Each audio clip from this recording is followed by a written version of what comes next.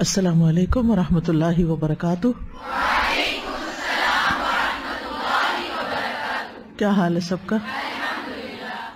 نحمدہ ونصلی علی رسولہ الکریم، اما بعد فاعوذ باللہ من الشیطان الرجیم، بسم اللہ الرحمن الرحیم، رب اشرح لی صدری ویسر لی امری واحلل عقدۃ من لسانی یفقہوا قولی۔ الحمد للہ البر الرؤوف الرحیم، احمد سبحانہ علی نعمہ و احسانہ العمیم، لا الہ الا اللہ وحدہ لا شریک لہ، هو الاول والآخر والظاہر والباطن وہو بکل شیء علیم۔ تمام قسم کی حمد اللہ کے لیے ہے جو احسان کرنے والا، بہت نرمی کرنے والا اور نہایت رحم کرنے والا ہے۔ میں اللہ سبحانہ و تعالیٰ کی حمد کرتی ہوں اس کی نعمتوں پر اور اس کے ان احسانات پر جو تمام مخلوق کو عام ہیں۔ اللہ کے سوا کوئی معبود برحق نہیں، وہ اکیلا ہے، اس کا کوئی شریک نہیں، وہی اول ہے، وہی آخر ہے، وہی ظاہر ہے، وہی باطن ہے، اور وہ ہر چیز کو خوب جاننے والا ہے۔ نحن نقص عليك أحسن القصص بما أوحينا إليك هذا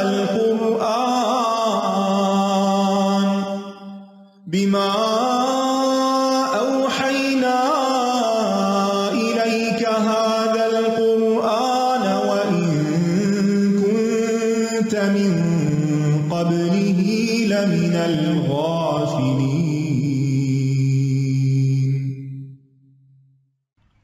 اس سے پہلے ہم آدم علیہ السلام کے قصے میں یہ پڑھ چکے ہیں کہ ابلیس نے آدم علیہ السلام اور ان کی اولاد سے دشمنی کا کھلم کھلا اظہار کیا تھا۔ اس کے مذموم ارادے کیا تھے؟ کہ اولاد آدم کو گمراہ کرنا ہے، انہیں سیدھے رستے پر چلنے سے روکنا ہے، ان پر چاروں طرف سے وار کرنا ہے، ان کے لیے برائیوں کو مزین کرنا ہے، انہیں اللہ اور اس کے رسول صلی اللہ علیہ وسلم کی اطاعت سے روکنا ہے، پھر انہیں غلط رستوں کی طرف ہانکنا ہے، اپنی آواز سے گمراہ کرنا ہے، ابن آدم کے مال اور اولاد میں شراکت کرنی ہے، اور اسی طرح کی کچھ اور چیزیں بھی اس نے ٹھان لی کہ اب میں ابن آدم کو بہکا کر ہی چھوڑوں گا اور ان کی کثیر تعداد کو اپنے ساتھ جہنم میں لے جاؤں گا۔ اسی طرح سورۃ النساء میں اس نے کہا لعنہ اللہ وقال لأتخذن من عبادک نصیبا مفروضا۔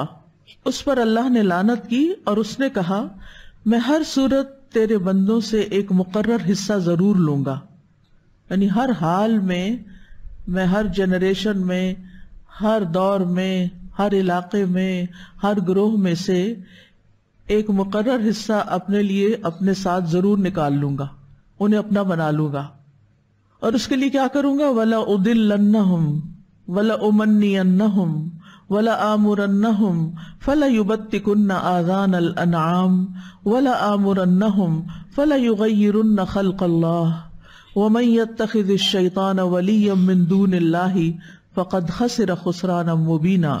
اور یقیناً میں انہیں ضرور گمراہ کروں گا، اور یقیناً میں انہیں ضرور آرزوئیں دلاؤں گا، اور یقیناً میں انہیں ضرور حکم دوں گا، اور وہ ضرور چوپاؤں کے کان کاٹیں گے، اور میں انہیں ضرور حکم دوں گا تو ضرور وہ اللہ کی پیدا کی ہوئی صورت کو بدل ڈالیں گے، اور جو کوئی شیطان کو اللہ کے سوا دوست بنائے تو یقیناً اس نے خسارہ اٹھایا، نقصان اٹھایا، واضح نقصان۔ سورۃ النساء کی 2 آیتیں ہیں۔ آغاز میں اللہ سبحانہ تعالیٰ نے شیطان مردود پر لعنت کی ہے کہ اللہ تعالیٰ نے اسے اپنی رحمت سے دور کر دیا۔ اب چونکہ اللہ تعالیٰ نے اس کو اپنی رحمت سے دور کر دیا تو اب وہ کس کوشش میں لگا ہوا ہے کہ وہ کیا کرے؟ بندوں کو اللہ کی رحمت سے دور کر دے، وہ اس کوشش میں لگا ہوا ہے، اور اس کے لیے اس نے اپنا پلان، اپنا ایجنڈا کھلم کھلا واضح کر کے بتا دیا ہے کہ اس کے لیے میں کیا کچھ کرنے والا ہوں۔ اسی لیے اس کو کون سا دشمن کہا جاتا ہے؟ کھلا دشمن۔ ایک دشمن وہ ہوتا ہے جو خاموش چالیں چلتا ہے، چھپے وار کرتا ہے، سامنے نہیں آتا، اور طریقوں سے آپ کے اوپر وار کرتا ہے کہ آپ کو پتہ نہیں چلتا. لیکن شیطان تو کھلا دشمن ہے. اس نے تو جو کچھ کرنا ہے انسان کے ساتھ وہ کھول کھول کے بتا دیا کہ میں یہ اور یہ کرنے والا ہوں. اب کیا انسان کو عقل نہیں کہ جن چیزوں کا اس نے اظہار کیا تھا اور انسان کو پتہ بھی چل جائے اور پھر بھی وہ نہ سمجھے اور پھر بھی وہ اس کے پھیر میں آ جائے اور وہی کرے جو شیطان چاہتا ہے؟ یہ کتنی حیرت کی بات ہے نا. تو سب سے پہلے اس نے کیا کہا تھا؟ لَأَتَّخِذَنَّ مِنْ عِبَادِكَ نَصِيبًا مَفْرُوضًا، کہ میں ایک متعین طے شدہ اور معلوم حصہ لے کر چھوڑوں گا. اب اس کے لیے سب سے پہلے وَلَأُضِلَّنَّهُمْ، میں انہیں ضرور بھٹکاؤں گا، گمراہ کروں گا، علم میں بھی اور عمل میں بھی. عمل کی گمراہی کب آتی ہے؟ جب انسان کا یا تو علم ہوتا نہیں یا پھر درست علم نہیں ہوتا. مثلا آپ کو کسی کے گھر جانا ہے، اب آپ کیسے پہنچیں گے وہاں؟ ہمارا گھر کہاں ہے؟ انسانوں کا گھر کہاں ہے؟ انسٹنٹ جواب ہونا چاہیے تھا. آپ سوچ میں پڑ گئے کہ پتہ نہیں کہاں ہے گھر. اب ظاہر ہے آپ ہاسٹل میں رہتے ہیں تو اب شاید گھر بھی بھول گئے ہوں، کس شہر میں ہے یا کس علاقے میں. فوری جواب آنا چاہیے تھا، ہمارا گھر، ہماری منزل جنت ہے. اس سے کم کسی چیز پہ راضی نہیں ہونا چاہیے، اس سے کم کسی چیز پہ دل نہیں لگانا چاہیے. دنیا میں جو کچھ ہے یہ ضرورت کا ہے، اور اگر اس سے ضرورت پوری ہو رہی ہے تو اس سے زیادہ اس پر وقت اور مال نہیں لگانا چاہیے. قناعت کے ساتھ اپنے مقصد کے اوپر فوکس رکھنا چاہیے. اب ہم سب جانا چاہتے ہیں جنت میں. اللہ تعالیٰ نے ہمیں جنت میں جانے کا روڈ میپ دے دیا ہے، راستہ بتا دیا ہے کہ کہاں کہاں سے ہو کے جاتا ہے یہ راستہ، اور کتنا مشکل ہے اور کتنا کٹھن ہے اور کتنا تکلیف دہ راستہ، یہ سب کچھ بتا دیا. اب اگر ہمیں اس راستے کا علم ہی نہیں، پتہ ہی نہیں، یعنی دوسرے لفظوں میں وہ راستہ کیا ہے؟ کل میں نے بتایا تھا صراط کا معنی دین. اگر ہمیں دین کا علم ہی نہیں تو اس کا مطلب ہے ہمیں راستے کا پتہ ہی نہیں.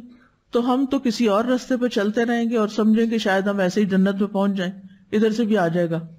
دین کا راستہ چھوڑ کے کوئی اور راستہ اختیار کر کے اگر کوئی انسان یہ سمجھتا ہے کہ پھر جنت میں پہنچ جائے گا تو یہ اس کی خام خیالی، یہ اس کی بھول ہے.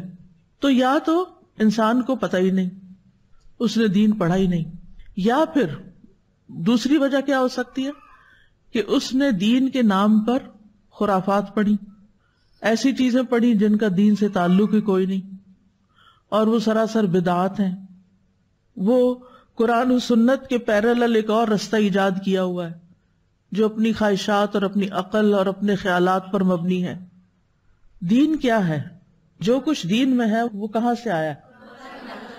وحی الہی پر مبنی ہے، قرآن و سنت پر مبنی ہے، اللہ سبحانہ تعالیٰ کی طرف سے آیا. تو جو چیز اللہ سبحانہ تعالیٰ کی طرف سے آئی ہی نہیں اسے آپ دین کہہ سکتے ہیں؟ جو آپ کی عقل نے گھڑ لی، جو آپ کی خواہشات نے گھڑ لی اور اس وجہ سے آپ اس چیز کو لے کے چل رہے ہیں، تو اس کو تو آپ دین نہیں کہہ سکتے نا. کیا خیال ہے؟ کیا فلاسفرز کے اقوال کو دین کہہ سکتے ہیں؟ کیا سائنٹسٹ کی ایجادات کو دین کہہ سکتے ہیں؟ کیا شاعروں کے شعر کو دین کہہ سکتے ہیں؟ کیا ہسٹورینز کی کہانیوں کو دین کہہ سکتے ہیں؟ نہیں، یہ دین نہیں ہے. یا صرف علماء کے اقوال کو جن کی بنیاد قرآن و سنت پر نہ ہو اس کو دین کہہ سکتے ہیں؟ نہیں، اس کو دین نہیں کہہ سکتے. دین تو وہ ہے جو ہمیں اللہ سبحانہ تعالیٰ نے دیا ہے اپنے رسول صلی اللہ علیہ وسلم کے ذریعے، فرشتوں کے ذریعے بھیجا اور کتابوں میں لکھ دیا، پیغمبروں نے پریکٹس کر کے بتا دیا، ان کی زندگیوں کو بھی محفوظ کر لیا گیا. تو دین تو وہ ہے. تو جب تک ہم اس دین کو نہیں پکڑیں گے، کتاب اللہ و سنت رسول ہی، اس کو مضبوطی سے نہیں پکڑیں گے اور اس کے مطابق زندگی بسر نہیں کریں گے تو ہم بھٹک جائیں گے. نبی صلی اللہ علیہ وسلم نے کیا فرمایا تھا؟ میں 2 چیزیں تم میں چھوڑ کر جا رہا ہوں، اگر تم ان کو مضبوطی سے پکڑے رکھو گے تو کبھی بھی گمراہ نہیں ہوگے. اب ایک طرف شیطان لگا ہوا ہے کہ اپنے رستے پہ لے جائے آپ کو، خواہشات کے ذریعے، عقل کے ذریعے، مختلف ہیلوں بہانوں سے، اور دوسری طرف آپ کتاب و سنت کو مضبوط پکڑے ہوئے ہیں تو وہ آپ کو پھسلا نہیں سکتا، ہلا نہیں سکتا. اور اگر آپ نے یہ 2 چیزیں پکڑی ہوئی نہیں نا، یہ 2 مضبوط کنڈے نہیں پکڑے ہوئے، تو پھر وہ آپ کے ساتھ کھیلتا ہے، تو کبھی ایک وادی میں لے جاتا ہے، کبھی دوسری وادی میں لے جاتا ہے. اسی لیے کچھ لوگ بےچارے جن کو صحیح دین کا نہیں پتا ہوتا، وہ کبھی ایک مذہب میں داخل ہوتے ہیں، وہاں سے نکلتے ہیں تو ایک دوسرے میں جا پھنستے ہیں، وہاں سے ایک تیسرے میں جاتے ہیں، اور بھٹکتے بھٹکاتے اگر اللہ چاہے تو پھر ان کو صحیح رستہ بھی مل جاتا ہے، لیکن شیطان ان کے ساتھ کھیلتا رہتا ہے۔ تو شیطان نے کہا تھا وَلَأُضِلَّنَّهُمْ، یہاں واو قسم کی ہے، لام تاکید کا ہے، نون مشدد ثقیلہ تاکید کے لیے ہے، 3 تاکیدیں، یعنی ضرور بضرور ہر حال میں ان کو اپنی طرف لے ہی جاؤں گا، ان کو بھٹکا کے ہی چھوڑوں گا، ان کے ایمان کو خراب کروں گا، عقائد میں شک پیدا کروں گا۔ تو جب وہ کسی کا عقیدہ خراب نہیں کر سکتا تو پھر وہ اس کو گناہوں کا حکم دیتا ہے، اور جب وہ دیکھتا ہے کہ یہ بندہ گناہ کی طرف نہیں آتا، اسے گناہ سے نفرت ہے، تو پھر وہ ان کو کیا کرتا ہے؟ نیکیوں سے روک لیتا ہے، نیکی کے کام نہیں کرنے دیتا، اور اگر اس پر بھی قدرت حاصل نہیں ہوتی تو پھر نیکیوں اور عبادات میں ریاکاری کو داخل کر دیتا ہے تاکہ کیا ہوا ضائع ہو جائے۔ اور اگر ان تمام چیزوں سے بچ جائے انسان تو انسان کے دل میں خود پسندی ڈال دیتا ہے، میں بڑی چیز ہوں، میں بڑا نیک ہوں، میں دوسروں کے مقابلے میں یہ اور یہ اور یہ کرتا ہوں، ان کو تو پتہ ہی کچھ نہیں، میں زیادہ جانتا ہوں، انا خیر منہ، اور اس کے اعمال کو بڑھا چڑھا کے پیش کرتا ہے۔ اور بعض اوقات وہ لوگوں کے ذریعے اس کو دھوکہ دیتا ہے، لوگوں کو کہتا ہے کہ اس کی تعریف کرو کہ تم تو بڑے دیندار ہو، تم تو بڑے انسان ہو، تم تو پتہ نہیں کیا چیز ہو، اور ہم اس تعریف سے دھوکے میں آ جاتے ہیں اور ہم اپنے آپ کو کچھ سمجھنا شروع کر دیتے ہیں۔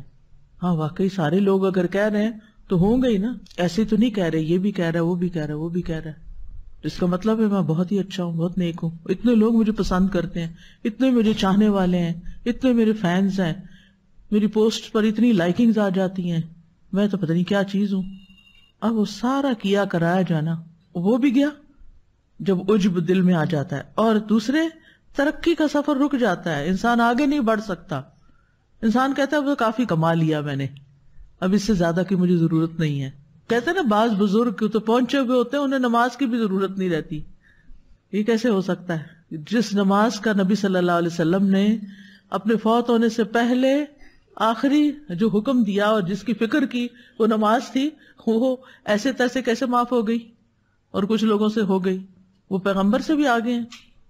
تو شیطان جو ہے وہ اس طریقے سے انسان کو بھٹکاتا ہے، اور پھر جب انسان خود کو پسند کرنے لگتا ہے نا، بہت اپنے آپ کو بڑا نیک سمجھنے لگتا ہے، پھر اسے کسی اور کی تعریف اچھی نہیں لگتی، پھر وہ حسد میں مبتلا ہو جاتا ہے۔ جب وہ دیکھتا ہے کہ کوئی اور اس سے آگے نکلنے لگا یا لوگ کسی اور کی تعریف کرتے ہیں تو اس کے دل میں حسد پیدا ہو جاتا ہے، پھر اس کو غصہ آنے لگتا ہے، حتیٰ کہ انسان پھر اپنی زبان سے کوئی نہ کوئی تبصرہ کر دیتا ہے، کوئی نہ کوئی بات نکال دیتا ہے، اور اس طرح زبان سے نکلی ہوئی ایک بات انسان کی سارے کیے کرائے پہ پانی پھیرنے کے لیے کافی ہے۔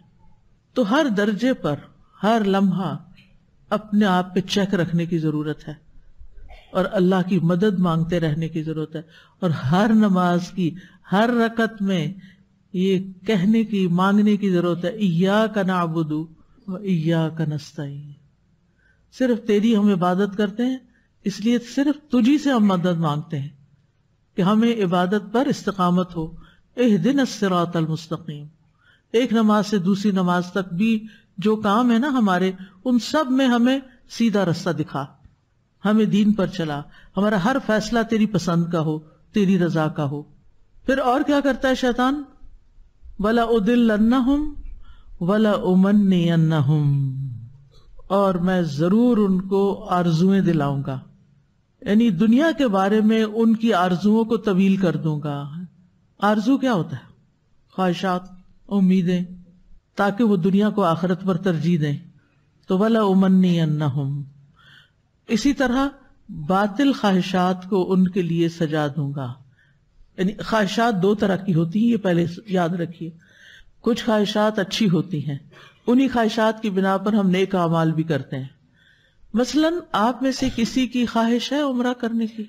سب کی ہے نا، چاہے 100 دفعہ بھی کیا ہو پھر بھی یہ خواہش ختم نہیں ہوتی، تو کیا یہ خواہش بری ہے؟ نہیں، کوئی خواہش بری نہیں ہے۔ کس کی خواہش ہے حافظ بن جاؤں؟ سب کی خواہش ہے، خواہش تو ہے الحمدللہ، لیکن صرف خواہش سے بن سکتے؟ خواہش اچھی ہے نا، نیت تو ہے نا، ارادہ تو ہے، دل تو چاہتا ہے نا، تو اچھی خواہش ہے۔ اسی طرح کچھ اور نیکیوں کی بھی ہم سب کے اندر کسی نہ کسی درجے میں کم یا زیادہ خواہش ہوتی ہے۔ یہ خواہشات بری نہیں ہیں، یہ خواہشات بہت اچھی ہیں۔ یہ خواہشات آغاز ہیں کسی نیک کام کے کرنے کا، کہ آپ نے صرف رخ کر لیا، آپ سڑک پہ پاؤں رکھ لیا، چاہے قدم قدم چلیں، کبھی تو پہنچیں گے۔ آپ کو پتا ہے کہ فقہ القلوب صرف ہفتے میں ایک بار ہوتی ہے، اور ہم الحمدللہ تقریباً 1400 سے زیادہ صفحات پڑھ چکے ہیں، حالانکہ کتاب عربی کی ہے۔ تو قدم قدم چلتے چلتے اگر 1400 صفحات پڑھ سکے تو مصحف کے تو تقریباً 600 کے قریب صفحات ہوتے ہیں، تو وہ بھی ہو سکتا ہے ایک دن۔ تو خواہشات سب بری نہیں ہیں۔ اب کسی کی یہ خواہش کہ اللہ مجھے اولاد دے، کوئی بری خواہش ہے؟ حضرت زکریا علیہ السلام نے خواہش کی تھی، حضرت ابراہیم علیہ السلام نے بڑھاپے تک دعا کی۔ چلو وہ تو دینی باتیں تھی نا، عمرہ حج وغیرہ، اور یہ تو دنیا کی بھی جو نعمتیں ہیں، حلال جائز نعمتیں ہیں، ایک حد تک ان کی خواہش کرنا بھی کوئی بری بات نہیں کہ اللہ مجھے اپنا گھر دے دے تاکہ میں روز روز کے کرایوں سے اور تبدیلیوں سے بچ جاؤں، کوئی بری بات ہے؟ نہیں، انسان اپنی عزت بچاتا ہے۔ اسی طرح اور بھی کچھ اچھی چیزوں کی خواہش ہو سکتی ہے، تو کوئی برا نہیں۔ تو پھر کون سی خواہشات ٹھیک نہیں؟ خواہشات کی طوالت، طویل خواہشات، نہ ختم ہونے والی خواہشات۔ مثلا ایک چیز کی خواہش تھی، آپ کو مل گئی، بھائی اب قناعت کرو، نہیں ایک اور ہونی چاہیے۔ ابن آدم کو ایک وادی سونے کی مل جائے تو وہ کیا چاہتا ہے؟ اب یہ خواہش بری ہے۔ ایک مل گئی ہے وہی کافی ہے، سونا تو کافی مہنگا ہو چکا ہے، ساری زندگی گزار لوگے۔ یعنی ہمیں پتا ہوتا ہے کہ ہمارے پاس اتنا ہے کہ ہم کمفرٹیبلی زندگی گزار سکتے ہیں۔ کچھ لوگ ہوتے ہیں ریٹائرمنٹ کے بعد پھر دوبارہ جاب شروع کر دیتے ہیں، ہاں اگر ان کی ضرورت ہے پھر تو انہیں کرنی ہے، گھر چلانا ہے بھائی، لیکن بعضوں کا ضرورت نہیں ہوتی، صرف زیادہ کی خواہش ہوتی ہے۔ الہاکم التکاثر، کیا چیز غفلت میں ڈالتی ہے؟ کثرت کی خواہش، کثرت کی خواہش غفلت میں ڈالتی۔ اب یہ چیز، یہ خواہش جو آپ کو اپنے فرائض سے غافل کر رہی ہے، یہ خواہش جو آپ کو اپنے فرائض سے غافل کر رہی ہے، یہ خواہش جو آپ کو اپنے رب سے دور کر رہی ہے، یہ خواہش جو آپ کو جنت سے دور کر رہی ہے، یہ جنت کے بلند درجات سے دور کر رہی ہے، اس خواہش سے دور رہنا ہے، ٹھیک ہے؟ وہ ایسی خواہشات ڈالتا ہے جس سے انسان غافل ہو جائے۔ کس سے غافل ہو جائے؟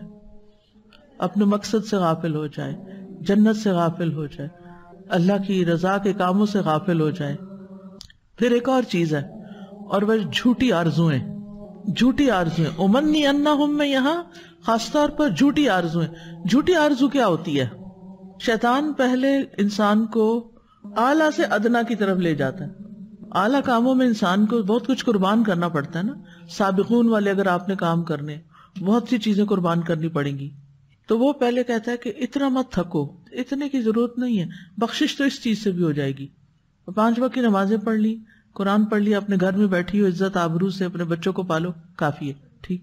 وہی اگر مجھے اللہ نے علم دیا، میں اگر 1-8 گھنٹہ نکال کے کسی کی خدمت کر لوں، تو نہیں اس کی ضرورت نہیں ہے۔ عورت کے لیے بہتر مقام یہی ہے کہ بس اپنے آپ کو دیکھا، اور وہ جو اپنے آپ کو دیکھنے لگتی تو پھر اپنے آپ کو سجانے، بنانے، کھلانے، پکانے اور ان چیزوں میں اتنی محو ہو جاتی ہے کہ پھر دین اس کے لیے سیکنڈری چیز ہو جاتا ہے، پھر ایمان کمزور ہونے لگتا ہے، پھر آہستہ آہستہ فرائض چھٹنے پہلے نوافل چھوٹتے ہیں، پھر فرائض چھوٹنے لگتے ہیں، پھر کہتے کوئی نہیں، اللہ غفور الرحیم ہے، معاف کر دے گا۔ پھر اسی طرح پھر جہاں نیکیاں ہوتی تھیں وہاں گناہ ہونے لگتے ہیں۔ جو زبان اللہ کے ذکر سے تر رہتی تھی، جو زبان تلاوت قرآن سے تر رہتی تھی، اب وہ کس سے تر رہنے لگی؟ تان و تشنیع سے، بچوں کو ڈانٹ ڈپٹ سے۔ جو دل اللہ کی محبت سے بھرا رہتا تھا اب وہ لوگوں کی نفرت سے بھر گیا، کیونکہ یہ بھی میرے ساتھ اچھا نہیں کرتا، وہ بھی اچھا نہیں کرتا، وہ بھی نہیں اچھا کرتا۔ اور کسی وقت اگر خیال آ بھی جائے یا کوئی ایسی دوست یا کوئی ایسا ساتھی یاد کرائے بھی تو انسان کیا سوچ کے مطمئن ہو جاتا ہے کہ نماز سے سارے گناہ معاف ہو جاتے ہیں، ایک نماز سے دوسری نماز تک۔ رمضان آ رہا ہے نا، سارے گناہ معاف ہو جائیں گے، میں عمرہ کر لوں گی، میں حج کر لوں گی، لہٰذا میں جو کر رہی ہوں نا ابھی فی الحال میری مجبوریاں، میں نے یہی کرنا ہے۔ تو اس طرح پہلے صغیرہ گناہوں میں لاتا ہے، پھر آہستہ آہستہ کبیرہ گناہوں کی طرف لے جاتا ہے۔ اور کبھی شیطان کہتا ہے تم نے کون سا شرک کیا، ان اللہ لا یغفر ان یشرک بہ ویغفر ما دون ذلک لمن یشاء. تم بھی بخشی جاؤ گی، اتنی فکر کی ضرورت نہیں، کیونکہ تم نے شرک نہیں کیا تو یہ سارے گناہ تمہارے معاف ہو جائیں گے. کبھی کہتا ہے کہ فکر کی ضرورت نہیں، تمہاری اولاد بڑی نیک ہے، وہ تمہارے مرنے کے بعد تمہارے لیے دعائیں کرے گی. یا یہ کہتا ہے تم اپنے بچوں میں سے کسی کو حافظ بنا لو تو تمہاری بھی معافی ہو جائے گی. کتنے ہی لوگوں کو میں نے دیکھا ہے فرائض کی بھی پابندی نہیں کرتے، کبائر کا ارتکاب کرتے ہیں اور بچوں کو حافظ بنا رہے ہوتے ہیں. کیوں بھائی؟ تاکہ یہ ہماری بخشش کروا دیں، یہ ہماری سفارش کر دیں، ان کی وجہ سے ہمیں تاج مل جائے گا قیامت کے دن. اور بعض بچے باغی ہو جاتے ہیں کہ ہمارے ماں باپ اتنے سیلفش ہیں، خود تو کچھ کرتے نہیں اور ہمیں کہتے ہیں حافظ بن جاؤ، ہم سے محنت کرواتے ہیں. یہ خود کچھ بچوں نے اظہار کیا مجھ سے. تو اس طرح کی چیزیں جو ہیں یہ ہمارے معاشرے میں عام ہیں. تو شیطان جو ہے وہ انسان کو گمراہ بھی کرتا ہے علم اور عمل میں، اور آرزویں بھی دلاتا ہے. اور میں انہیں حکم دوں گا اور وہ جانوروں کے کان کاٹیں گے. بطخ کا مطلب ہوتا ہے کاٹنا، شق، یا پورا کان کاٹ دینا یا کان کا کچھ حصہ کاٹ دینا. تو وہ جانور کی پہچان کے لیے کان نہیں کاٹتے تھے بلکہ ان کو سائبہ اور بحیرہ بنا لیتے تھے، جس کا ذکر سورۃ المائدہ کی آیت نمبر 103 میں آتا ہے کہ وہ اونٹنی کے کان پھاڑ دیتے تھے اور اسی طرح اوپر تلے بچے دینے والی مادہ جو تھی اس کے ساتھ بھی اسی طرح کچھ سلوک کرتے تھے. تو یہ کیوں کرتے تھے؟ بتوں کے نام پر انہیں چھوڑ دیتے تھے، کان کاٹ کے نشانی کے طور پر کہ پتہ چلے کہ یہ بتوں کے نام پہ وقف ہیں. تو حالانکہ اللہ نے تو انہیں حکم نہیں دیا تھا اس چیز کا. تو یہ خاص عربوں کی عادت ہے. اچھا، اسی طرح کچھ لوگ نشانی کے طور پر سرمے کا وہ لگا لیتے ہیں، کیا تل لگا لیتے ہیں، خاص طور پہ چھوٹے بچوں کو لگاتے ہیں، این یہاں بیچ میں لگایا ہوا ہوتا ہے. کیوں لگاتے ہیں کچھ پتہ؟ نظر نہ لگ جائے. کس کی؟ جو بھی دیکھنے والا ہے اس کی نظر نہ لگ جائے. نظر لگ گئی تو کیا ہوگا؟ بچہ بیمار ہو جائے گا، نقصان ہو جائے گا. کیا اس کا علاج ہمیں یہی بتایا گیا دین میں کہ کالا تل تمہیں پروٹیکٹ کرے گا؟ پروٹیکشن کے لیے لگا رہے ہیں. اچھا، آپ ذرا راستے میں دیکھیے گا سڑک پر کچھ لوگوں نے گاڑیوں کے ساتھ پیچھے بمپر کے نیچے کالا پراندہ لٹکایا ہوا ہوتا ہے پروٹیکشن کے لیے. پروٹیکشن کے لیے، سبحان اللہ. کالا پراندہ آپ کو ایکسیڈنٹ سے بچائے گا کہ کوئی پیچھے سے آنے والا نظر نہ لگائے. اور یہ شیطان کی چالیں ہیں، یہ ابن آدم کے ساتھ دشمنی ہے جس کو انسان سمجھتا ہی نہیں. پروٹیکشن کے لیے کیا کرنا چاہیے؟ اللہ سے مدد مانگنی چاہیے، مسنون دعائیں پڑھنی چاہیے، گناہوں کو چھوڑنا چاہیے کیونکہ گناہ اس پردے کو پھاڑ دیتے ہیں. اسی طرح کچھ لوگ ایول آئی ہوتی ہے نا، ٹرکش بلو آئی جو ہوتی ہے، وہ گھروں میں لٹکائی بھی ہوتی ہے، کبھی اس کی امیج لٹکایا ہوا ہوتا ہے. وہ سمجھتے ہیں یہ ہمیں پروٹیکٹ کرے گی، یہ پروٹیکٹ کرے گا. اسی طرح بعض اوقات جانوروں کے گلے میں کچھ تعویذ وغیرہ لٹکا دیتے ہیں. کچھ لوگ انسانوں کے گلے میں بھی لٹکا دیتے ہیں. سبحان اللہ. وہ لٹکی ہوئی چیز آپ کو بچائے گی؟ کیا کرنا چاہیے اس کو؟ آپ پڑھ کے دم کریں بچے پہ، خود پڑھیں، بچے پہ پڑھیں. یعنی شیطان نے اس طرح انسانوں کے اعمال کو خراب کیا. پھر کیا؟ میں انہیں حکم دوں گا اور وہ اللہ کی تخلیق کو بدل دیں گے. اللہ اکبر. اس میں ایک تو اللہ کی فطرت کو بدلنے کا معنی آتا ہے، یعنی دین یا اسلام ہماری فطرت میں ہے، ہمارے اندر ہے. ہم کہتے ہیں نا یہ فلاں بچہ یا بچی جو ہے یہ فطرت پر ہے، یعنی فطری طور پر اس کو دین کی محبت ہے، اس کو کسی نے سکھائی نہیں، دین سکھایا نہیں. کئی نان مسلم ہوتے ہیں. پچھلے دنوں میں کسی شہر میں تھی، مجھے یاد نہیں شہر کا نام، تو وہاں پر یعنی ہماری کچھ ساتھی تھے، انہوں نے ایک خاتون کو لے کر آئے جو انگلینڈ سے آئی ہوئی تھی. تو اس کہا کہ اس کو مسلمان کرنا ہے تو آپ اس کو مسلمان کر دیں. تو میں نے اس سے پوچھا کہ تم کیوں مسلمان ہونا چاہتی؟ کہتی مجھے اسلام اچھا لگتا ہے. کیسے اچھا لگتا ہے؟ ظاہر ہے کہ یو کے میں بہت سے مسلمانوں کا نان مسلمس کے ساتھ انٹریکشن ہوتا ہے، تو کچھ لوگ تو پرواہ ہی نہیں کرتے، ان کو بتاؤ بھی تو وہ نہیں سنتے، لیکن کچھ لوگ خود انٹرسٹ لیتے ہیں کہ مسلمان کیا کرتے ہیں، ان کے عقائد کیا ہیں. اور ویسے بھی اس خاتون کا مزاج اتنا مختلف تھا، میں حیران ہو گئی یہ کہاں سے آئی ہے. یعنی ایک فطری حیا نہیں ہوتی، ایک اتنی عجیب فطری سی حیا تھی اس کے اندر، اور بات کرتے ہوئے بھی جیسے بندہ شرماتا ہے. اور تو بہرحال دل سے تو پہلے ہی وہ مسلمان تھی، تو اس کو ایک آفیشلی یا ایک رسمی طور پر مسلمان کر دیا گیا. تو اسی طرح کچھ لوگ جو ہیں وہ فطرت پر ہوتے ہیں، ان کو جو ہی کوئی اچھی بات پتہ چلتی ہے وہ اس کو لے لیتے ہیں، ریزسٹ نہیں کرتے، وہ کہتے ہیں اللہ تعالیٰ کا حکم. اچھا، نبی صلی اللہ علیہ وسلم کے زمانے میں بھی کچھ لوگ جو تھے وہ دین فطرت پر تھے، وہ شرک نہیں کرتے تھے. کیا کہتے تھے ان کو؟ حنفاء. وہ دین حنیف پر تھے، دین فطرت پر تھے، وہ شرک نہیں کرتے تھے، وہ شرک کرنے والوں سے بری ذمہ تھے. تو ہر معاشرے کے اندر کچھ لوگ ایسے ہوتے ہیں کہ جو اس کے ساتھ نہیں چلتے بلکہ فطرت پر ہوتے ہیں، وہ برائیوں کو برا سمجھتے ہیں فطرت کے نور کی روشنی میں، کیونکہ اللہ نے ہر بندے کو مسلمان پیدا کیا ہے، پھر اس کے ماں باپ اس کو یہودی عیسائی اور کچھ بنا دیتے ہیں. تو ہمیں کیا کہا گیا؟ فَأَقِمْ وَجْهَكَ لِلدِّينِ حَنِيفًا فِطْرَةَ اللَّهِ الَّتِي فَطَرَ النَّاسَ عَلَيْهَا. یہ دین حنیف اسلام کیا ہے؟ یہ اللہ کی فطرت ہے جس کے مطابق اس نے سب کو پیدا کیا ہے. لا تبدیل لخلق اللہ، اللہ کی تخلیق کو، اللہ کی پیدائش کو بدلنا جائز نہیں. ذالک الدین القیم، یہی سیدھا دین ہے. ولکن اکثر الناس لا یعلمون، لیکن اکثر لوگ علم نہیں رکھتے. اب اس فطرت میں تبدیلی کیسے کرتے ہیں؟ غلط عقائد سکھا کر، ٹھیک ہے نا، بچوں کو غلط عقائد بتا کے سکھا کے اس فطری دین کے اندر گڑبڑ کر دیتے ہیں، ان کو کچھ اور بنا دیتے ہیں. شیطان نے کہا تھا میں یہ کروں گا، یعنی ان کے عقائد بگاڑ دوں گا، تو ان کی خلق یعنی جو اصل میں یہ ہے وہ نہیں رہیں گے، خلق بدل جائے گی، ان کی اندر سے مزاج ہی بدل جائیں گے، ہر چیز کو الٹا ہی دیکھیں گے. پھر خلق بدلنے میں یہ بھی آتا ہے کہ اللہ نے جس کو جس کام کے لیے پیدا کیا ہے اس کی بجائے میں اور کاموں میں لگا دوں گا. یعنی فطری طور پر اللہ نے جس کو جس کام کے لیے پیدا کیا گیا ہے اس کی بجائے کسی اور کام لگا دوں. مثلا آج کل ایک موومنٹ ہے کہ مردوں کو بھی بچے پیدا کرنے چاہیے. پتہ نہیں آپ نے سنا ہے کہ نہیں؟ اچھا چلے، اچھی بات ہے، شکر کرے نہیں سنی ایسی باتیں، کوئی فائدہ نہیں. اب بھئی وہ کیوں؟ اللہ نے تو انہیں کسی اور کام کے لیے پیدا کیا. آپ کہتے ہیں کہ ہم ایکویلٹی کے لیے نا، کہ ہم اگر بچے پیدا کرتی ہیں تو ان کو بھی کرنے چاہیے تاکہ ان کو پتہ چلے. اب یہ خلق میں تبدیلی کہ وہ ان کے جسم آپریٹ کر کے، یعنی وہ سب کچھ کر کے کہ جس سے وہ اس قابل ہو سکے کہ بچہ پیدا کرے. اچھا، عورت کا جسم اللہ نے مرد سے مختلف کیوں بنایا؟ عورت کے اندر اووری کیوں رکھی؟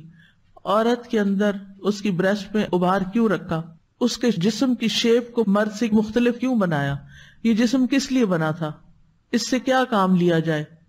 یعنی عورت کا سینہ صرف نمائش کے لیے ہے یا کسی اور کام کے لیے بھی ہے؟ ذرا آپ بات تو بڑی آکورڈ سی لگ رہی ہے، لیکن بات کو واضح کرنے کے لیے بہت ضروری ہے کہ اس ٹاپک پہ بات کی جائے. جی، بریسٹ فیڈنگ، بچے کو دودھ پلانے کے لیے اللہ نے آپ کو صرف نمائش کے لیے نہیں دیا. نمائش تو اس کی ویسے بھی منع ہے. کیا حکم ہے قرآن میں؟ کیا کرو؟ خاص طور پر سر کا ذکر نہیں، بالوں کا ذکر نہیں. وہ تو آٹومیٹیکلی ظاہر ہے کہ خمار کا لفظ آتا ہے تو وہ آ جائے گا سر پہ، لیکن خاص طور پر حکم دیا گیا کہ وَلْيَضْرِبْنَ بِخُمُرِهِنَّ عَلَى جُيُوبِهِنَّ. ایسے نہیں، ہاف نہیں، کیونکہ کچھ لوگ کیا کرتے ہیں، آدھا چھپا لیتے ہیں، آدھا رحمان کی بات اور آدھی شیطان کی بات. میں نہیں کہتی کہ جان بوجھ کے کرتے، لیکن خیال ہی نہیں. کون بھلوا دیتا ہے؟ جیوب جمع کا لفظ ہے، ٹھیک ہے نا، گریبانوں. پھر اسی طرح یا اسکارف لیں گے تو ایک پلہ ادھر ایک ادھر، اور سینہ ننگا جس کو خاص طور پر ڈھانکنے کا حکم. وہ کہتے ہیں ہم نے کپڑے پہنے ہوئے نا، ہم نے شرٹ پہنی ہوئی ہے، کیا فرق پڑتا ہے؟ نہیں بھائی، اللہ تعالیٰ نے خمار کا لفظ استعمال کیا ہے. وَلْيَضْرِبْنَ، اس کو خمار کہتے ہیں. سر کے دوپٹے کو خمار کہتے ہیں کہ سر کا دوپٹہ ایسے اوڑھو جو اتنا بڑا ہو، ایٹ لیسٹ کہ وہ اسکارف اتنا بڑا ہو کہ جو سینہ ڈھانکے. سینے کو ڈھکنا ہی چاہیے. ہم سارا کچھ پہن لیتے ہیں. بعض لوگوں میں نے دیکھا گلوز بھی پہنے ہوئے ہیں، جرابیں پہنی، سب کچھ پہنا ہوا ہے، اور اتنا سا وہ نقاب لگا کے سینہ پھر ننگا. وہ یہ کیا کر رہے ہیں آپ؟ دوپٹہ یا حجاب یا اسکارف یا برقع یا جو مرضی نام دیں، ہر کلچر میں الگ الگ سٹائل ہیں، لیکن ایک کامن حکم سارے مسلمان عورتوں کے لیے، اور وہ یہی ہے. اس سے مطلب کیا ہے کہ ٹھیک ہے یہ عورت کا خوبصورت ترین حصہ ہے، اس کے ساتھ وہ عورت نظر آتی ہے، یعنی عورت نظر آتی ہے، لیکن یہ نہ عورتوں کو دکھانے کے لیے نہ مردوں کو دکھانے کے لیے. عورتوں کو دکھانے کا یہ مطلب نہیں کہ عورت کے سامنے دوپٹہ نہیں اتار سکتے، مراد یہ ہے کہ عورتوں کے سامنے بھی باحیا لباس ہی ہونا چاہیے، ایسا نہ پہنے کہ جس سے بہت شیپ نظر آتی ہو، یعنی دکھاوا نہ ہو. خیر، تو شیطان نے کیا کیا؟ خلق بدل دی. کیا؟ عورت کے دل میں ایسے خیال، ایسے وسوسے ڈالے کہ ضروری نہیں کہ تمہیں بچے پیدا کرنے ہیں، تم اور بھی کام کر سکتی. بالکل کر سکتی، کرنا چاہیے. اللہ نے صرف جسم کے وہ اعضاء ہی نہیں دی، اللہ نے عقل بھی دی ہے، اللہ نے دل بھی دیا ہے. عورت اور مرد دونوں کو علم حاصل کرنا ہے. والمؤمنون والمؤمنات بعضهم اولیاء بعض یامرون بالمعروف ینہون عن المنکر. مومن مرد اور مومن عورتیں یہ کیا کرتے ہیں؟ ایک دوسرے کے مددگار ہیں اور نیکی کا حکم دیتے ہیں. یعنی تبلیغ کا کام بھی کرنا ہے، عورت کو بھی کرنا ہے، مرد کو بھی کرنا ہے. ہمارے سامنے بہترین مثالیں، حضرت عائشہ کی مثال ہے. تاریخ بھری پڑی ایسی خواتین سے جنہوں نے علم میں بہت ترقی کی، لیکن ایسی تاریخ بھی کم نہیں کہ جن ماؤں نے امام شافعی، امام مالک، امام بخاری اور دیگر بہت سے اسکالرز پیدا کیے. وہ خود سمجھدار تھی، پڑھی لکھی تھی، دین جانتی تھی، اسی لیے انہوں نے اپنے بچوں کو اس راستے پہ لگایا نا. بہرحال تو یہ خلق میں ایک تبدیلی، یعنی کہ وہ ٹرینڈز چینج ہو رہے ہیں، مائنڈ سیٹ تبدیل ہو رہا ہے کہ نہیں ہم اس کام کے لیے نہیں، ہم سے یہ مت ایکسپیکٹ کرو، یہ ہمارے لیے نہیں ہے. نہیں بھائی، اللہ نے آپ کو اس شکل میں پیدا اس لیے کیا. ہاں بیماری ہے، مجبوری ہے، کئی چیزیں ہو سکتی ہیں، وہ الگ چیز ہے، لیکن یہ سوچ لینا کہ یہ ایک کوئی گھٹیا کام ہے یا ایک غیر ضروری کام ہے اور یہ ہونا نہیں چاہیے، ہم اس لیے نہیں ہیں، ٹھیک ہے نا. یہ سوچنا کہ ہم اس کے لیے نہیں ہیں، یہ خلق میں تبدیلی ہے، سوچ میں تبدیلی ہے. پھر اسی طرح اور تبدیلی جس میں جسم کے کچھ حصوں کو صرف خوبصورتی کے لیے تبدیل کرا لینا. مجھے اپنا ناک کی شیپ نہیں پسند، لہذا کیا کرو؟ کاسمیٹک سرجری کے ذریعے کیا کر لو. یعنی کچھ لوگوں کو اونچا ناک نہیں پسند، ہڈی کٹا کے چائنیز ناک بنوا رہے ہوتے ہیں، پھر وہ نہیں پسند آتا تو پھر یعنی سرجریز پہ سرجریز کرواتے ہیں. اللہ نے آپ کو ایک خاص جگہ پیدا کیا، کسی خاص وجہ سے آپ کے جسم کے مطابق ایسا ناک دیا کہ جس سے آپ کے جسم کو جو آکسیجن چاہیے تھی وہ صحیح پہنچتی رہے، لیکن آپ کو اب پسند ہی نہیں اللہ نے جو بنا دیا آپ کو. یعنی اس پر بھی راضی ہونا کتنی بڑی بات ہے کہ یہ اللہ نے بنایا نا، اس رنگ میں، اس شکل میں اللہ نے مجھے یا اس کو پیدا کیا، اور اس پر بھی خوش ہونا کہ اچھا اللہ کی یہ پلاننگ تھی کہ یہ شخص ایسا ہو. اس سفر کے دوران بعض اوقات بہت چھوٹے چھوٹے مننے لوگ دیکھے جو عقل کے اعتبار سے بہت، لیکن قد کے اعتبار سے بہت چھوٹے تھے، تو میں دیکھ کے میں مسکرا پڑتی تھی. میں کہتی تھی اللہ نے بنائے ہیں، اللہ نے ان کو بنایا ہے، اللہ نے ان کو ایسا بنایا ہے، یہ اللہ کی تخلیق ہے. یخلق ما یشاء، یخلق ما یشاء، جو چاہتا ہے پیدا کرتا ہے. تو کتنا پیار آتا ہے اللہ پر. اسی طرح اسپیشل بچوں کو دیکھ کر اللہ کی تخلیق ہے، اللہ نے ایسے بنایا ہے. اب اگر ہم فزیکلی اپنے اندر، ایک تو یہ ہے کہ آپ کے جسم کا کوئی حصہ ٹیڑھا ہے، آپ اس کو سیدھا کر رہے ہیں، دانت بہت ٹیڑھے سے ہو گئے ہیں، چبائے نہیں جا رہے، کوئی بات نہیں، آپ بریسز لگوا لیں، ٹھیک کر لیں. اوپر نیچے ہو گئے ہیں، مشکل ہو رہی بولنے میں، پڑھنے میں، کئی چیزیں ہوتی، کوئی حرج نہیں. لیکن اچھی بھلی شکل کو بدلوانا، اچھی بھلی جسم کے اندر تبدیلیاں کروانا، یا اس کا نیکسٹ لیول جنس تبدیل کرنا. اللہ نے آپ کو عورت پیدا کیا، آپ اس پہ راضی نہیں، آپ کیا چاہتے ہیں کہ آپ بن جائیں؟ مرد بن جائیں. ذہنی طور پر تو ویسے ہی لوگوں نے آپ کو مرد بنا ہی دیا ہے. بہت سی عورتیں ذہنی طور پر عورت نہیں ہوتی، وہاں بھی چینج آ چکا ہوتا ہے، وہ مرد ہوتی ہیں کیونکہ ان کو مردوں جیسے کام کرنے ہیں. تو یہ جو تبدیلی ہے نا کہ اپنے آپ کو ایکسپٹ نہ کرنا، جو اللہ نے ہمیں بنایا وہ نہ بننا، یہ بھی درست نہیں. لیکن پھر فزیکلی مزید اپنے آپ کو تبدیل کر لینا، یہ تو اس سے بھی بڑا جرم ہو جاتا ہے. پھر رسول اللہ صلی اللہ علیہ وسلم نے عورتوں میں سے مردوں کے ساتھ مشابہت کرنے والی اور مردوں میں سے عورتوں کے ساتھ مشابہت کرنے والے مردوں پر لعنت کی ہے. یعنی جو مرد ہیں مرد لیکن بہیو کیسے کرتے ہیں؟ As if they are women, عورتوں کی طرح. تو اللہ تعالیٰ نے لعنت کی. اسی طرح کچھ عورتیں عورت ہوتی ہیں، کپڑوں کے سٹائل ایسے رکھتی ہیں جیسے وہ مرد ہوں، مردوں جیسے کپڑے پہنتی ہیں، مردوں جیسی چال چلتی ہیں، مردوں جیسی حرکتیں کرنے لگتی ہیں. تو یہ چیزیں جو ہے نا یہ مشابہت میں آتی ہیں. اگر مشابہت منع ہے تو مکمل تبدیلی کتنی منع ہوگی. رسول اللہ صلی اللہ علیہ وسلم نے فرمایا 3 قسم کے لوگ کبھی بھی جنت میں داخل نہیں ہوں گے. نمبر 1 دیوس. دیوس وہ مرد ہوتا ہے جو اپنی بیوی کو فحش کام کرتے ہوئے دیکھتا ہے اور پھر اس کو منع نہیں کرتا. مثلا اگر ایک مرد کو پتا ہے کہ اس کی بیوی کے کسی غیر مرد کے ساتھ تعلقات ہیں، دوستی ہے، محبت ہے، جو بھی آپ اس کو نام لیں، اور وہ دیکھتا اور وہ جانتا ہے اور وہ اس کو منع ہی نہیں کرتا کہ کہیں یہ ناراض نہ ہو جائے. یعنی کہ باپ کی ذمہ داری ہوتی ہے، شوہر کی ذمہ داری ہوتی ہے کہ وہ اپنی بیٹی یا بیوی جو بھی ہے اس کے مطابق اس کو گائیڈ کرے اور اس کو سمجھائے. لیکن اگر وہ نہیں سمجھاتا تو وہ دیوس ہے، بے غیرت جس کو کہتے ہیں. ہماری زبان میں کیا کہتے ہیں؟ بے غیرت.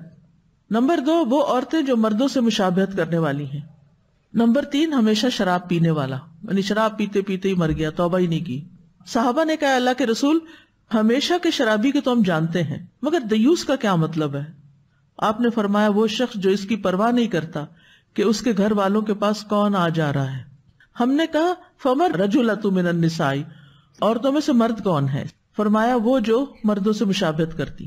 رجلا یعنی رجل کی طرح کی عورت. حدیث کے الفاظ ہیں قلنا فمر رجلا من النساء. ہم نے پوچھا اللہ کے رسول صلی اللہ علیہ وسلم عورتوں میں سے رجلا کون ہے؟ رجل کس کو کہتے ہیں؟ رجلتن مردوں جیسی عورت. قال التی تشبہ بالرجال، فرمایا وہ عورت جو مردوں کی مشابہت کرتی ہے. تو سنجیدگی یا مزاح میں بھی یہ مشابہت نہیں کرنی چاہیے. اور آخر میں کیا فرمایا کہ جو شیطان کو دوست بنا لے گا وہ کیا کرے گا؟ نقصان اٹھائے گا. کہاں؟ دنیا میں بھی اور آخرت میں بھی. شیطان نے یہ ساری باتیں کہی تھی جو میں 2-3 دن سے مسلسل آپ کو بتا رہی ہوں کہ شیطان نے کیا کہا تھا کہ میں کیسے کیسے انسان کو گمراہ کروں گا. جب شیطان نے یہ دعوے کیے تو اللہ سبحانہ وتعالیٰ نے کیا فرمایا؟ سورۃ الحجر میں آتا ہے قال رب بما اغویتنی لأزینن لهم فی الارض ولأغوینہم اجمعین الا عبادک منہم المخلصین قال هذا صراط علی مستقیم ان عبادی لیس لک علیہم سلطان الا من اتبعک من الغاوین. اس نے کہا اے میرے رب چونکہ تو نے مجھے گمراہ کیا میں ضرور ہی ان کے لیے زمین میں مزین کروں گا اور ہر صورت میں ان سب کو گمراہ کروں گا مگر ان میں سے جو تیرے خالص کیے ہوئے بندے ہیں. الا عبادک منہم المخلصین. قال هذا صراط علی مستقیم، فرمایا یہ راستہ ہے جو مجھ تک سیدھا ہے، یعنی دین کا راستہ. ان عبادی لیس لک علیہم سلطان، بے شک میرے بندے تیرا ان پر کوئی غلبہ نہیں. الا من اتبعک من الغاوین، مگر گمراہوں میں سے جو تیرے پیچھے چلے وہ تیرے بندے، وہ شیطان کے بندے بن گئے. اور جو اللہ کے بندے ہیں وہ شیطان کی بات نہیں مانتے، وہ شیطان کی چالوں سے بچ کے رہتے ہیں، وہ شیطان کے ٹرکس کو سمجھتے ہیں. مضبوط مومن، قوی مومن شیطان پہ بڑا بھاری ہوتا ہے. وہب بن منبہ کہتے ہیں شیطان کے لیے سمجھدار مومن کی تدبیر سے زیادہ پہاڑ کو چٹان چٹان کر کے اور پتھر پتھر کر کے ختم کرنا زیادہ آسان ہے. یعنی شیطان کے سامنے مومن کی جو تدبیر ہوتی ہے وہ اتنی مضبوط ہوتی ہے کہ شیطان کے لیے یہ آسان ہے کہ پورا پہاڑ توڑے اس کے ٹکڑے ٹکڑے کر دے، وہ کرنا اس کے لیے آسان ہے. لیکن مومن کی جو تدبیر ہے، تدبیر کیا کہ اس کی جو پلاننگ ہے کہ کس طرح میں نے شیطان سے بچنا ہے اور کس طرح میں نے اس کے پھندے سے باہر نکلنا ہے. کیونکہ شیطان کیا کرتا ہے؟ جال ڈالتا ہے نا، وسوسے ڈالتا ہے، وسوسے اس کا جال ہے. ہم دعا نہیں پڑھتے صبح؟ پڑھتے ہیں آپ لوگ؟ کون سی والی بھلا؟ من الشیطان وشرکہ، مجھے شیطان اور اس کے شرک، شرک کیا ہے؟ جال، اس کے جال سے مجھے بچانا. یعنی ہے دور لیکن وہ آپ کے دل میں خیال ڈالے گا برے کام کرنے، غلط سوچ کا خیال پہلے تو ڈالتا ہے نا شیطان. کچھ لوگوں میں ڈالتا ہے، وہ پورے تھنک ٹینک ہوتے ہیں، پھر وہ ایسی پلاننگ کرتے ہیں کہ وہ عوام الناس میں وہ ساری باتیں منتقل کر دیتے ہیں، چاہے وہ سلیبس کے ذریعے، چاہے وہ سٹوری بکس کے ذریعے، چاہے وہ بچوں کے ریڈرز کے ذریعے، کسی بھی طرح وہ پھر ایکسیپٹیبل ہو جاتا ہے. یعنی بالکل ایک غلط خیال ایکسیپٹیبل ہو جاتا ہے سوسائٹی میں، اس کو برا ہی نہیں سمجھا جاتا. تو یہ شیطان نے جال ڈالا اور سب کو کیچ کر. لیکن مسلمان جو ہوتا ہے، مومن جو ہوتا ہے، اس کی ایسی بصیرت ہوتی ہے، وہ اللہ کے دین کو اس طرح گہرائی سے سمجھتا ہے کہ اس کو شیطان کی چالیں سمجھ آ جاتی ہے، تو روشن ہو جاتا ہے. وہ قرآن پڑھتا جاتا ہے اور اس کی روشنی بڑھتی جاتی ہے. اچھا یہ سب کیا کر رہا ہوں میں، یہ سوسائٹی کدھر جا رہی ہے، میرا گھر تو جنت ہے، مجھے تو وہاں جانا ہے، مجھے ادھر ادھر نہیں جانا. تو جب کوئی مومن عقل مند اور سمجھدار ہو تو وہ شیطان کے لیے پہاڑ سے زیادہ بھاری، لوہے سے زیادہ سخت ہوتا ہے، اس کا اس پہ بس ہی نہیں چلتا. اسی طرح حدیث میں آتا ہے، رسول اللہ صلی اللہ علیہ وسلم نے فرمایا، مومن اپنے شیطان کو اس طرح تھکا دیتا ہے جس طرح تم میں سے ایک آدمی سفر میں اپنے اونٹ کو تھکا دیتا ہے. یعنی شیطان ایک چال چلتا ہے ناکام، دوسری چلتا ہے ناکام، تیسری چلتا ہے ناکام، یہ تو بندہ ہاتھ ہی نہیں آتا، تھک مر جاتا ہے. مومن اس کے ہاتھ نہیں لگتا. لیکن کچھ ایسے ہوتے ہیں کہ بہت سی چیزوں میں تھکا کے پھر ایک چیز میں ڈھیلے پڑ جاتے ہیں، وہ وہیں سے آ جاتا ہے، پھر وہاں سے کہاں لے جاتا ہے. اور بعض نیک لوگوں سے تو شیطان بھاگتا ہے. حدیث میں آتا ہے، صحیح بخاری کی حدیث ہے، رسول اللہ صلی اللہ علیہ وسلم نے فرمایا، اس ذات کی قسم جس کے ہاتھ میں میری جان ہے، اگر شیطان بھی کہیں راستے میں تم سے مل جائے، یعنی حضرت عمر سے فرمایا تھا آپ نے، قسم کھا کے، اللہ کی قسم کھا کے، کہ اگر شیطان بھی کہیں راستے میں تم سے مل جائے تو جھٹ وہ راستہ چھوڑ کے دوسرا راستہ اختیار کر لیتا ہے، کسی اور راستے پہ چل پڑتا ہے کہ عمر آ رہے ہیں. عمر سے اتنا ڈرتا ہے رضی اللہ عنہ. انتہائی سچے انسان تھے نا، مخلص انسان تھے، خالص انسان تھے، ظاہر و باطن ایک جیسا تھا، پھر بھی نفاق سے ڈرتے تھے. حضرت عمر کی سیرت پڑھتے رہا کریں. اب آپ دیکھیے کہ یہاں تک تو تھی اس کی چالیں. اب اگر کوئی شخص اس کی پیروی اختیار کر لیتا ہے تو اس کا انجام کیا ہے؟ جو جنت کا رستہ چھوڑ کر شیطان کا رستہ اختیار کر لیتا ہے، اس کے پیچھے چل پڑتا ہے، اینڈ کہاں ہوگا؟ قال فالحق والحق اقول لأملأن جہنم منک وممن تبعک منہم اجمعین. فرمایا پس یہ حق ہے اور حق بات ہی میں کہتا ہوں، یقیناً میں ضرور جہنم کو تجھ سے اور ان سب سے جو ان میں سے تیری پیروی کریں گے بھر دوں گا. جہنم بھر دوں گا. جہنم کتنی گہری ہے؟ ایک دفعہ نبی صلی اللہ علیہ وسلم اپنے ساتھیوں کے ساتھ بیٹھے ہوئے تھے کہ ڈھم کی آواز آئی کہ کوئی پتھر گرا ہے. آپ نے فرمایا تمہیں پتہ ہے یہ کس چیز کی آواز تھی؟ یہ ایک پتھر تھا جو آج سے 70 سال پہلے جہنم میں پھینکا گیا تھا، آج طے میں جا کے گرا ہے. کتنا نیچے ہوگا آپ پتہ؟ اگر آپ 3rd فلور پہ بھی کوئی چیز پھینکے تو، اور پتھر پھینکے تو کتنی دیر میں پہنچتا ہے؟ چند سیکنڈ میں. تو 70 سال میں کتنے سیکنڈز ہوں گے، اور کتنی تیزی سے وہ گر رہا ہوگا. امیجن کریں ایک ایسا کنواں جو بالکل اندھیرا ہے اور بہت گہرا ہے، بہت گہرا، بہت، اور آگ سے بھرا ہوا ہے. اس میں جانا آسان ہے؟ آج اگر چند خواہشات کو ہم کنٹرول کر لیں، اگر لوگ ہمیں نہ بھی پسند کریں کوئی بات نہیں، ویسے ہوتا نہیں ہے. یہ بھی ایک بہت بڑا دھوکہ ہے شیطان کا، یہ بھی شیطان کی چال ہے. شیطان آپ کے دل میں یہ خیال ڈالتا ہے کہ اگر تم نے اللہ کی اطاعت کی، تم نے حجاب کر لیا، تم نے نمازیں اپنی پڑھی، تو پھر یہ تمہارے جو باس ہے نا یہ ناراض ہو جائیں گے. پچھلے دنوں ایک ڈاکٹر ملی تو وہ کہنے لگی کہ میں اپنے کام کے دوران نماز نہیں پڑھ سکتی کیونکہ مجھے چھٹی نہیں ملے گی، مائنڈ کرتے ہیں. یعنی مقصد اس کا یہ تھا. بات یہ کہ ہم جا کے بات بھی نہیں کرتے، ہم دوسرے کو سمجھاتے بھی نہیں کہ یہ میں مسلمان ہوں، میرا یہ ریلیجس فریضہ ہے، مجھے پڑھنی ہے. اور ویسٹ میں نے دیکھا ہے کہ آپ صرف بتائیں ان کو، بلکہ جاب جس وقت آپ جابس کی ٹرمز اینڈ کنڈیشن میوچلی طے کر رہے ہوتے ہیں، اگر اس وقت بھی آپ ان کو بتائیں کہ مجھے اتنا ٹائم چاہیے ہوگا تو پہلے سے ہی طے ہو جاتا ہے، مسئلہ نہیں ہوتا. لیکن اگر چلو کہیں مسئلہ ہے بھی، اگر نہیں بھی ہے یا نہیں وہ الگ بات ہے، لیکن جو وہ ہمارے اندر خیال ہے نا ایک شیطان کا ڈلا ہوا، وہ کیا ہے؟ یہ مجھے پسند نہیں کریں گے، میری ترقی نہیں ہونے دیں گے. تو ہو سکتا ہے کہ یہ جگہ ہی نہ آپ کے لیے سوٹیبل ہو اور آپ کو اللہ تعالیٰ اس سے بہتر جگہ دے دے جہاں آپ کی بہت زیادہ ترقی ہو جائے. تو اس طرح کی خوف دلاتا ہے شیطان. وَيَعِدُكُمُ الْفَقْرَ، فقر کا، محتاجی کا، غربت کا خوف دلاتا ہے. لہٰذا یہاں نماز نہ پڑھنا، یہاں حجاب نہ کرنا، اس طرح کی چیزیں. اچھا تو پھر انسان کیا کرتا ہے؟ کمزور پڑ جاتا ہے. اور جب نماز ہی چلے گی تو باقی کیا رہے گا؟ سارا دین ہی ڈھہ گیا. جس کی نماز گئی اس کی تو دین کی چھاتی گر گئی نیچے، باقی کچھ نہیں بچا. آپ جتنا مرضی اس کو اپریشیٹ کرتے رہے، بیسک پلر ہی گیا جس پر دین کھڑا تھا. اب دنیا میں اگر واقعی جینوئنلی آپ کو نہیں پتا باہر دنیا میں کیا ہو رہا ہے، لوگ واقعی نکال دیتے ہیں جاب سے، چلو نکال دیا جاب سے، کیا جاب سے نکالنے کی تکلیف اتنی ہی ہے جتنی جہنم میں جانے کی ہے؟ کون سی تکلیف بڑی ہے؟ تو عقل مند انسان کیا فیصلہ کرتا ہے؟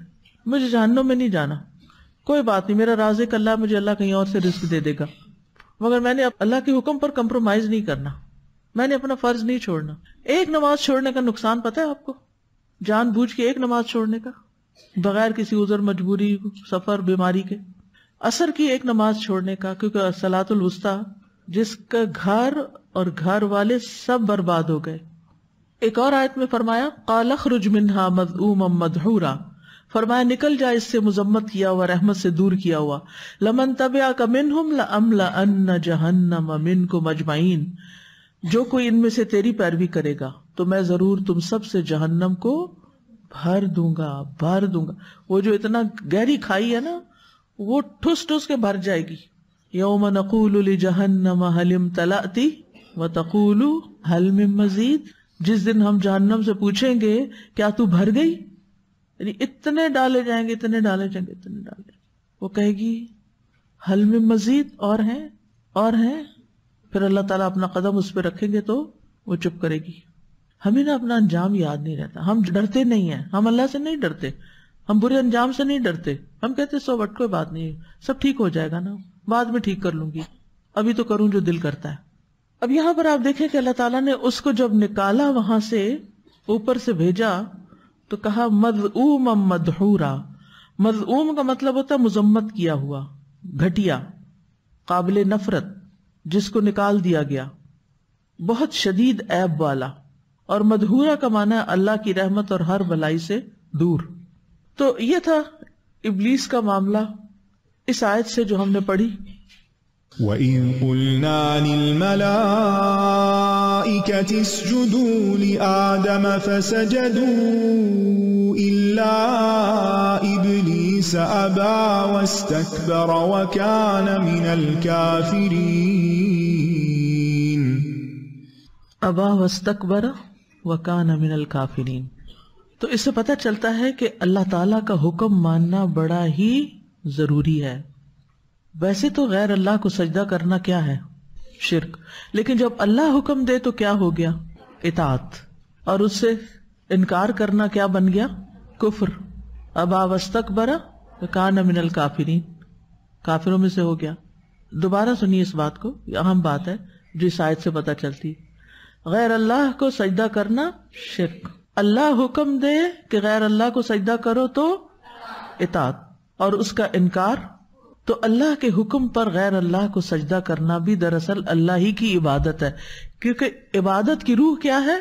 اطاعت. پہلے بھی میں بات کر چکی ہوں، کی ورڈز یاد رکھا کریں نا، اس سے باتیں جلدی سمجھ میں آتی ہیں. پھر عبادت کی روح کیا ہے؟ اطاعت. جدھر مڑنے کا حکم دے دیا جائے ادھر مڑ جاؤ، جو کرنے کو کہا جائے کر لو، جس سے روکا جائے رک جاؤ. اچھا، بعض علماء نے اسی آیت سے دلیل پکڑی ہے کہ جو شخص نماز نہ پڑھے وہ کفر اختیار کرتا ہے، وہ کافر ہو جاتا ہے، وہ مسلمان نہیں رہتا. اور بعض نے تو اتنی شدت اختیار کی ہے کہ اس کو مسلمانوں کے قبرستان میں بھی دفن نہ کرو. وہ کہتے ہیں کہ اگر ابلیس انسان کو سجدہ کرنے کی بنا پر راندہ درگاہ ہوا تو جو شخص رب کو سجدہ نہیں کرتا پھر اس کا حال کیا ہوگا. اس لیے اپنے بچے، بہن بھائی، گھر والے، دوست، احباب، سب کی نمازوں کی فکر کیا کریں کہ کسی طرح نماز پڑھ لیں. کسی کو کہا میں پانی گرم کر دیتی ہوں، کسی کو کہا اچھا تم تھکے ہوئے میں تمہیں دبا دیتی ہوں، اٹھو نماز پڑھ لو. پیار سے، محبت سے، لالچ سے، کچھ بھی، تاکہ انہیں ایک دفعہ عادت پڑ جائے. جب ان کو اس میں لذت آنے لگے گی پھر آپ کی ضرورت نہیں رہے گی. یہ آپ کی کسی کے ساتھ سب سے بڑی خیر خواہی ہوگی کہ اس کو اللہ کے آگے جھکنے والا بنا دے. پھر اس سے یہ بات پتہ چلتی ہے کہ عزت اور شرف اللہ کی اطاعت میں ہے، اور جو اللہ کی اطاعت نہیں کرتا وہ مذعوم مدحور ہے. کیا کہا میں نے؟ عزت کس میں انسان کی؟ اللہ کی اطاعت میں. یہ ہمارا خوف ہوتا ہے کہ اگر ہم لوگوں کی بات نہیں مانیں گے تو لوگ ہمیں چھوڑ دیں گے، یہ خوف ہوتا ہے. دیکھا یہ گیا ہے کہ جو اللہ کا بن جاتا ہے اللہ تعالیٰ اس سے محبت کرتا ہے اور اللہ تعالیٰ اس کی محبت لوگوں کے دلوں میں بھی ڈال دیتا ہے. معاملہ اس کے بالکل برعکس ہے. ہاں آزمائش ضرور آتی ہے، اللہ تعالیٰ ٹیسٹ کر کے دیکھتا ہے کہ کیا اگر اس کو آزمائش آئی ہے تو پھر بھی یہ نیک کام کرتا ہے یا نہیں، میرا حکم مانتا ہے یا بندوں کے پیچھے چل پڑتا ہے.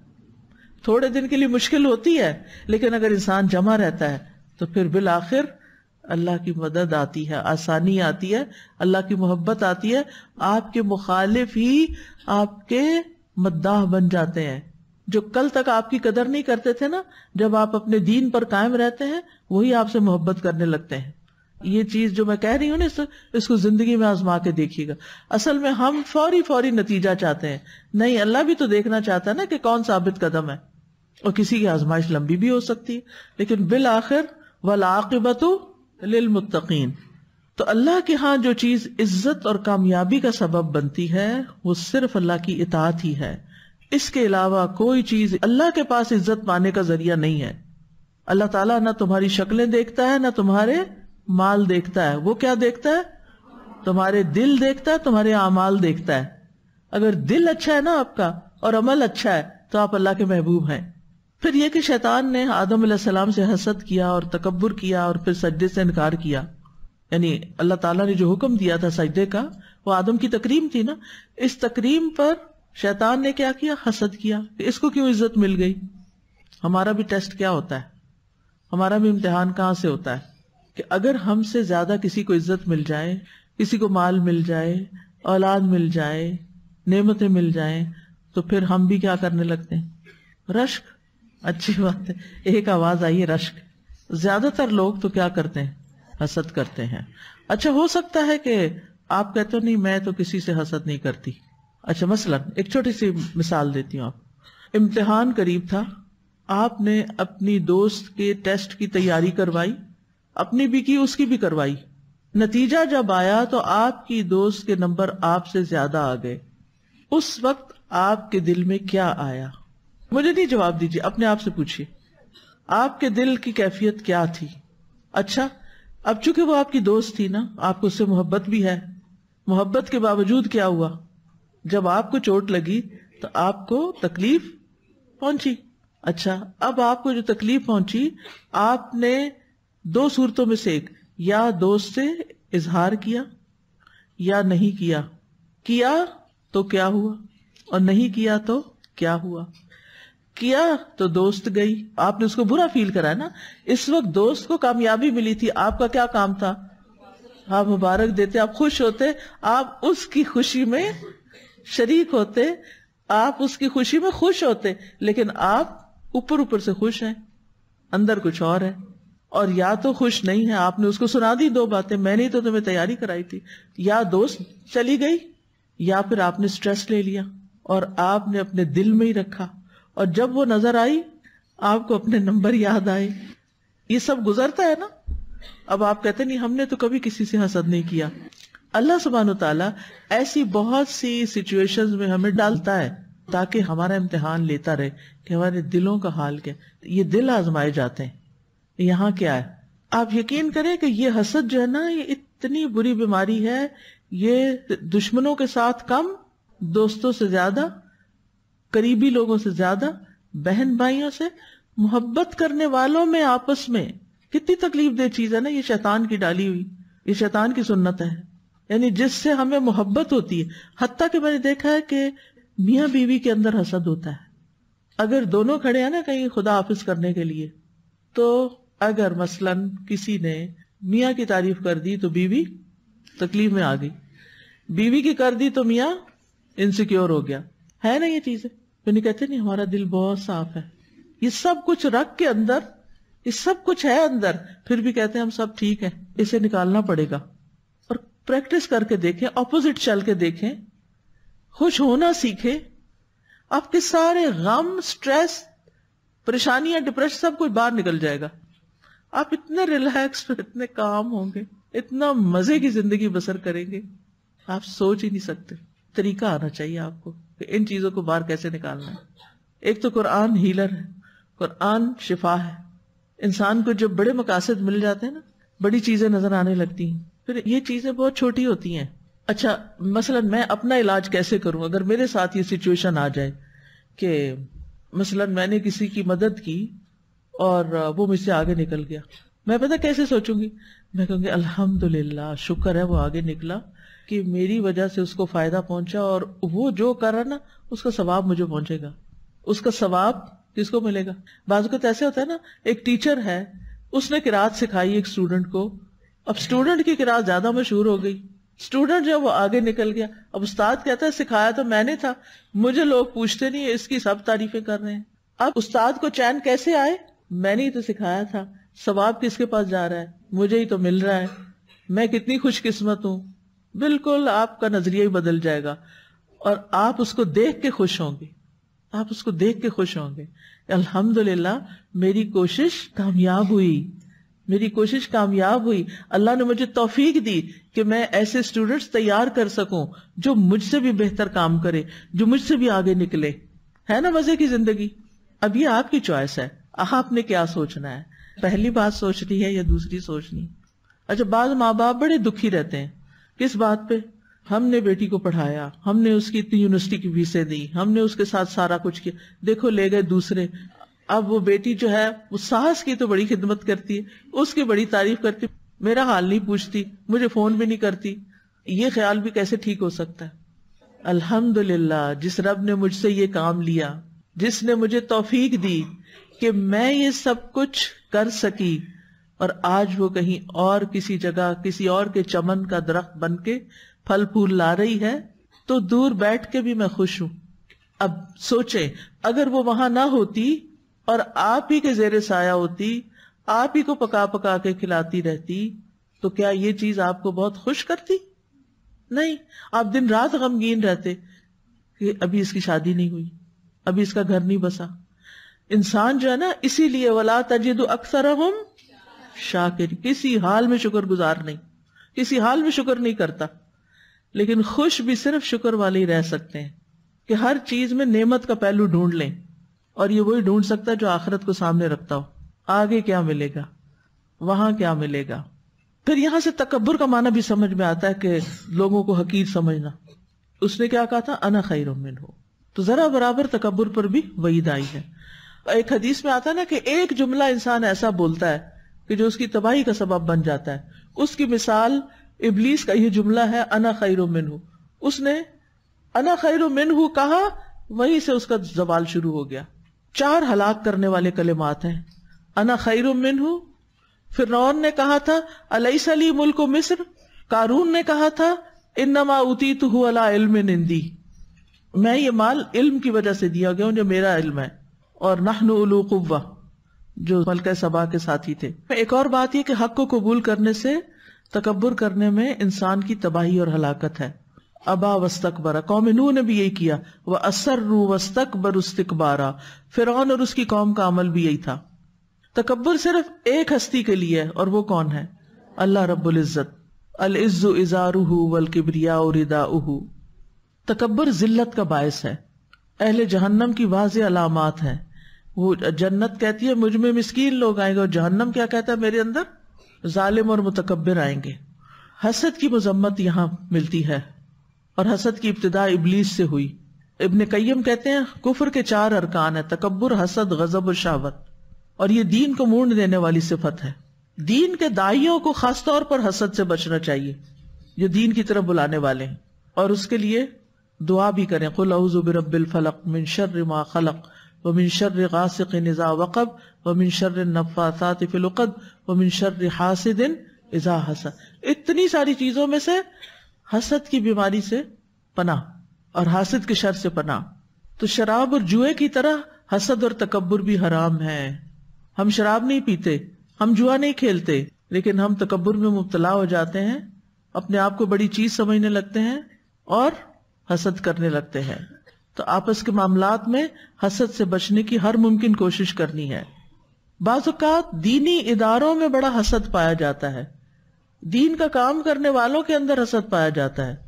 بنی اسرائیل کے علماء کیا علماء نہیں تھے؟ کچھ نہیں جانتے تھے؟ کتنا کچھ جانتے تھے، بہت کچھ جانتے تھے، لیکن انہوں نے کس سے حسد کیا؟ نبی صلی اللہ علیہ وسلم سے، اور ایمان نہیں لائے۔ پھر یہ کہ اللہ کے حکم پر اعتراض نہیں کرنا چاہیے، حجتیں نہیں پیش کرنی چاہیے، اللہ کے حکم کو اپنی پسند کے مطابق نہیں ڈھالنا چاہیے۔ پھر یہ کہ نص کے ہوتے ہوئے اجتہاد کی کوئی گنجائش نہیں ہوتی۔ اللہ کا حکم آ گیا، اب آپ تعویلیں نہیں پیش کر سکتے، اللہ کے فیصلوں کو خوشی سے تسلیم کرنا چاہیے۔ ابلیس کی دلیل جو تھی اس کے اپنے خلاف تھی۔ پھر نافرمانیوں کا انجام بڑا سنگین ہے، جہنم کی آگ سے بچنے کی فکر کرنی چاہیے۔ حسب نسب پہ فخر نہیں کرنا چاہیے، ابلیس کو بھی اپنے حسب پہ فخر ہوا تھا نا۔ اور پھر یہ کہ شیطان انسان کا دشمن ہے، انسان شیطان اور فرشتے کے درمیان ہے، ہر وقت دو طاقتوں کے بیچ میں ہے، ایک طرف فرشتہ اور ایک طرف شیطان۔ ہر موقع پہ فرشتہ اور شیطان دونوں متحرک ہوتے ہیں۔ فرشتہ انسان کے ضمیر کو جگاتا ہے اور شیطان انسان کی انا کو جگاتا ہے۔ یہ دو لفظ یاد رکھیے گا، فرشتہ ضمیر کو جگاتا ہے اور شیطان انا کو جگاتا ہے۔ ابلیس ہمارا دشمن ہے، ہمیں اسے دشمن سمجھنا چاہیے۔ اور وہ کیا کرتا ہے؟ مختلف چالوں کے ذریعے اٹیک کرتا ہے، لیکن اس کی چالیں ہیں کمزور۔ مضبوط مومن پر ابلیس کا حملہ کامیاب نہیں ہوتا۔ تو انشاءاللہ اب ہم آئندہ جو آیت پڑھیں گے اس سے پتہ چلے گا فَأَزَلَّهُمَ الشَّيْطَانُ۔ تو یہ ازلہ اور ذلہ کیا چیز تھی، اور کیسے وہ آدم علیہ السلام کو جنہیں ہر چیز ہی اچھی ملی تھی پھر بھی بہکا کے لے گیا۔ وآخر دعوانا ان الحمد للہ رب العالمین۔ سبحانک اللہم وبحمدک، اشہد ان لا الہ الا انت، استغفرک واتوب الیک۔ السلام علیکم ورحمۃ اللہ وبرکاتہ۔ فاقصص القصص لعلهم يتفكرون